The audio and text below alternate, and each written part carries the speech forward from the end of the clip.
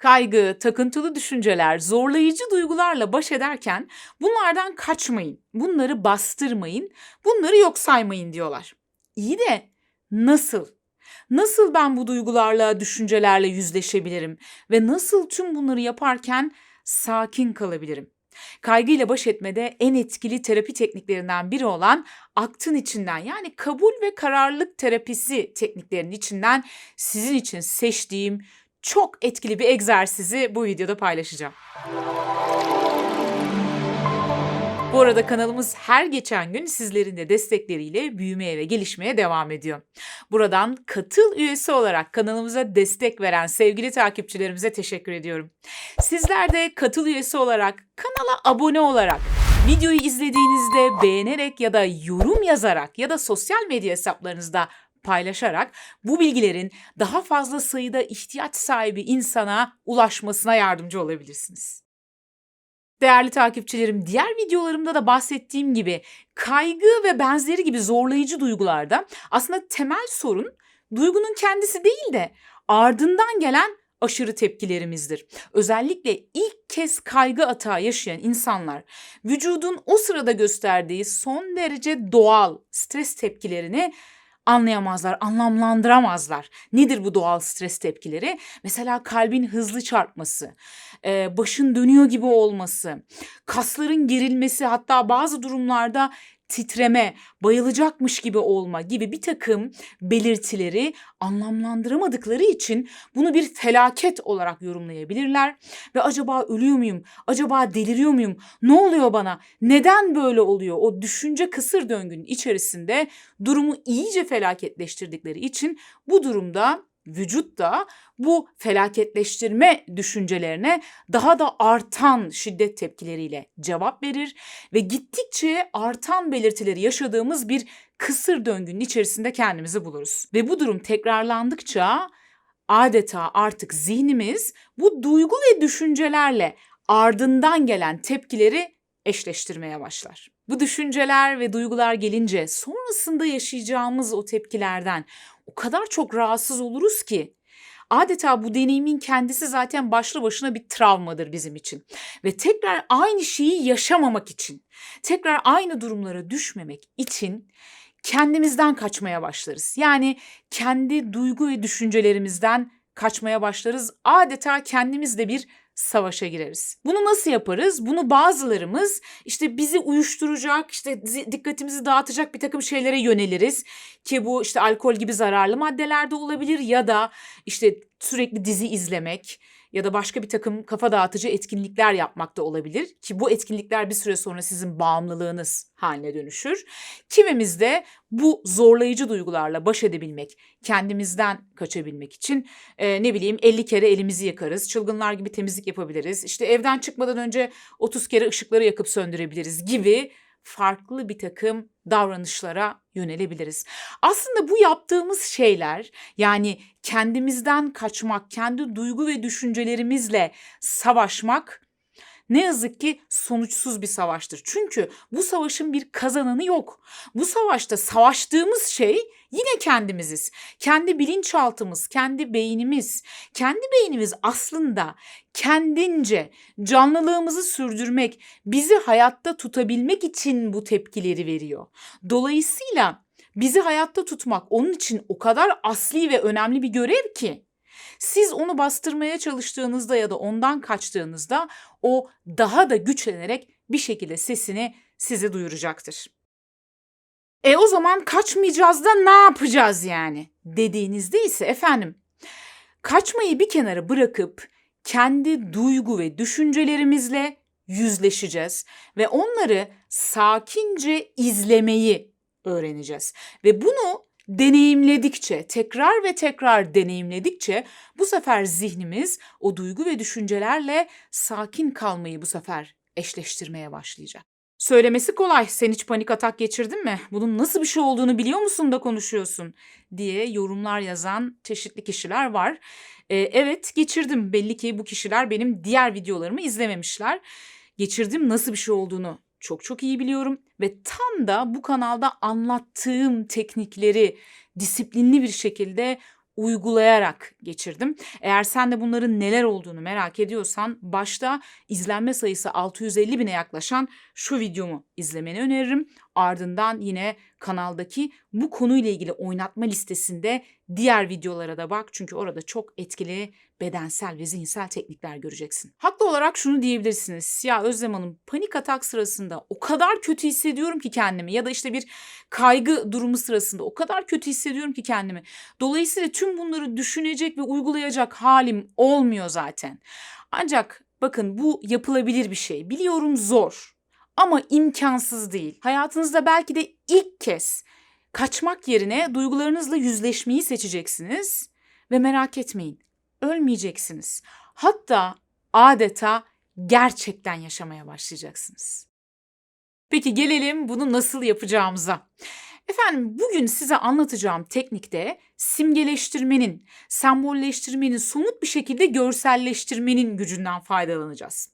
İlk aşamamız ne? İlk aşamamız gerçekten sizi rahatsız eden herhangi bir duygu, mesela bu aşırı kaygı olabilir, başka bir duygu olabilir, ya da bir düşünce seçin.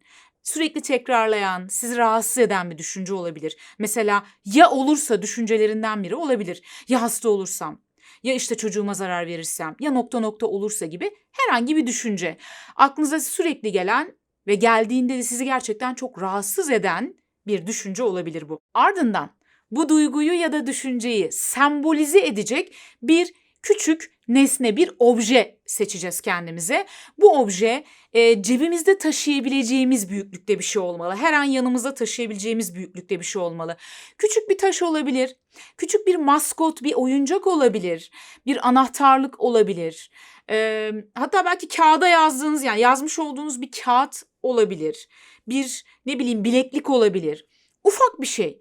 Bu seçtiğiniz nesne sizin kaygı nesneniz olacak ya da işte o düşünceyi sembolize eden nesneniz olacak ve bu nesneyi her gördüğünüzde, her gözünüz ona takıldığında size o rahatsız edici duyguyu ya da düşünceyi anımsatacak. Bu nesne, yani seçtiğiniz o zorlayıcı duyguyu ya da düşünceyi size anımsatan nesne bir hafta 10 gün boyunca sürekli sizinle birlikte olacak.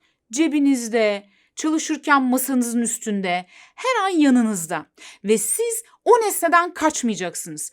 Aksine gözünüz her o nesneye takıldığında, mesela diyelim ki çalışırken masanızın üstünde ve gözünüz takıldı, aklınıza belki kaygılarınız gelecek. Fakat siz buna rağmen o nesneyi fırlatıp atmayacaksınız, o nesneyi saklamayacaksınız. Aksine elinize alacaksınız sakin bir şekilde ve o nesneyi incelemeye başlayacaksınız. Bakın, bu aynı zamanda bir anda kalma çalışmasıdır. Tüm dikkatinizi ve odağınızı o nesnenin üzerine vereceksiniz. Mesela o nesnenin şekli, dokusu, renkleri, üzerinde bulunan desen, elinize aldığınızda teninizde bıraktığı hisler gibi o nesneyi incelemeye başlayın. Bunu yaparken kendinizi gerçekten çok kötü hissedebilirsiniz ilk zamanlarda. Yani birdenbire işte kalbiniz hızlı hızlı çarpmaya başlayabilir. O kaygının etkisiyle o rahatsız edici duygular ve düşüncelerden bir an önce kaçma dürtüsünün geldiğini hissedebilirsiniz. Önemli değil, hissedin, evet. Bunun da farkına varın. Yani o nesneyi elinize aldığınızda o duygulardan kaçma dürtüsünün nasıl geldiğini de fark edin. Ve o duyguyu tıpkı iç organlarınızın nasıl ki içinizde olmasına izin veriyorsunuz. Orada olması gayet normal, doğal bir şey. O duygunun da orada olmasına izin verin. Bunu yaparken sakin kalabilmek için, çünkü kaslarınız gerilebilir, titreyebilirsiniz, nefesiniz değişebilir. Sakin kalabilmek için nefes egzersizini uygulayabilirsiniz. Bu sırada mesela kolay bir egzersiz, hemen 4'e 6 tekniğini uygulayabilirsiniz. Nasıl yapacaksınız bunu?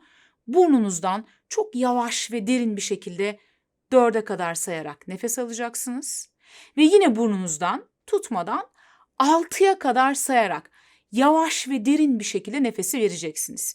Yani o nesneyi elinize alıp incelediğinizde ya da o nesneye gözünüz çarptığında ondan kaçmak, onu yok etmeye çalışmak yerine aksine elimize alıp onu incelemek ve bu sırada da var olan duygularımızın, dürtülerimizin, bedensel duyumlarımızın farkına varmak ve kendimizi biraz yavaşlatabilmek, biraz sakinleştirebilmek için belki nefesimizi yavaşlatmak, o sırada yavaş ve derin nefesler almak bize yardımcı olacak. Bunu yaptıktan sonra, yani o nesneyi alıp sakince inceledim, baktım kaçmak yerine, ardından tekrar yerine koyun ve çalışmanıza devam edin. Bunu gün içerisinde sık sık yapın. Gün içerisinde sık sık kaygı nesnenizi çıkartın, ona bakın, onu inceleyin. Her bunu yaptığınızda, her bunu yapmaya devam ettiğinizde bir süre sonra fark edeceksiniz ki içinizdeki o sizi rahatsız eden duygular ve düşünceler artık eskisi kadar sizi rahatsız etmemeye başlıyor. Şiddeti yavaş yavaş azalıyor ve siz o duygulara ve düşüncelere rağmen sakin kalabilmeyi başarıyorsunuz. Bunu tabii ilk önce somut bir nesneyle çalışarak yapıyoruz. Ardından zihnimiz o somut nesneyle bunu biz deneyimlediğimizde, her bunu yaptığımızda aslında bu duygu ve düşüncelerle o sakin kalma halini özdeşleştirmiş oluyor. Ve bir süre sonra artık o nesneye de ihtiyaç duymadan o duygular ya da düşünceler bizi ziyaret ettiğinde artık onlarla birlikte olabilmeyi öğrenmiş oluyoruz. Bu arada unutmayın, her bir beceri pratik yaptıkça gelişir. Pratik mükemmelleştirir, pratik otomatikleştirir, pratik kalıcılığı sağlar. Dolayısıyla lütfen ilk denemelerinizde vazgeçmeyin. Örneğin ilk denemenizde gerçekten kendinizi belki çok kötü hissedebilirsiniz. Ya da bunu dinlerken bile şöyle düşünebilirsiniz. Ya şimdi durduk yerde niye hoplatayım yüreğimi, ne gerek var diyebilirsiniz. Ancak bakın, daha iyi hissedebilmek için bir miktar zorluğu göze almak gerekiyor. Ne demiştik? Yani pişebilmek için önce biraz yanmak lazım demiştik, hatırlarsanız diğer videolarımızda. Dolayısıyla bir miktar acıyı göze almamız lazım. Tekrar ediyorum, merak etmeyin, ölmeyeceksiniz. Merak etmeyin, düşündüğünüz kadar kötü olmayacak. Ancak bu bir miktar acıyı göze alıp bunu deneyimlemeye devam ettiğinizde bir süre sonra siz o nesneyle, yani sizi rahatsız eden duygu ve düşüncelerin simgesi olan nesneyle rahat kalmayı öğrendikçe zihniniz de o nesnenin çağrıştırdığı duygu ve düşüncelerle rahat kalmayı öğrenmiş olacak. Bu arada kaygıyla, anksiyeteyle, zorlayıcı, tekrarlayan, takıntılı düşüncelerle baş edebilmek bir dizi bedensel ve zihinsel tekniği disiplinli ve düzenli bir şekilde uygulamayı gerektirir. Biliyorum, çoğunuz şunu istiyorsunuz. Şöyle bir teknik olsa, adeta sihirli bir değnek gibi şöyle bir kere yapsak ve kurtulsak. Bakın, keşke olsa. Evet, gerçekten böyle tek seansta da gerçekten ciddi farklar yaratan bir takım teknikler var. Mesela EMDR tekniği bunlardan bir tanesi. Ama kalıcı ve daha sağlıklı bir iyileşme için aslında diğer teknikleri de beraber uygulamak ve bu sorunun kök nedenine de bakmak gerekiyor. Dolayısıyla yani EMDR uygulayanlar da sadece EMDR uygulamıyorlar. Bununla beraber başka teknikleri de sizin üzerinizde uyguluyor psikoterapistler. Dolayısıyla bedensel ve zihinsel bazı teknikleri düzenli ve disiplinli uygulama şarttır ve bu da bir süreç gerektirir. Yani öyle bir gün yaptım oldu, bir gün yaptım olmadı, tamam demek ki işe yaramıyor diye bir şey söz konusu değil. Lütfen ısrarla denemeye devam edin ve bir hafta 10 gün sonra bu videonun altına lütfen yorum yazın. Yani ne yaptınız, nasıl geçti, işe yaradı mı, nasıl bir etki yarattı sizde? Merak ediyorum. Sizin yorumlarınızı, sizin deneyimlerinizi merak ediyorum. O yüzden lütfen altta benimle paylaşın bu videonun. Bu süreçte, yani zorlayıcı duygularınla baş edebilmeyi öğrenebilme sürecinde sana destek olabilecek bedensel ve zihinsel çok sayıda tekniği kanalımda bulabilirsin. Nerede bulacaksın? Kanalımdan oynatma listeleri bölümüne gel ve özellikle korku, kaygı, anksiyete ile baş edebilme oynatma listesindeki videoları sırasıyla izle. Videolarda bahsedilen bedensel ve zihinsel teknikleri düzenli bir biçimde uygulamaya başla, kendini daha iyi hissetmeye başladığını göreceksin. Bir sonraki videomda görüşünceye kadar kendinize iyi bakın ve kanala abone olmayı unutmayın.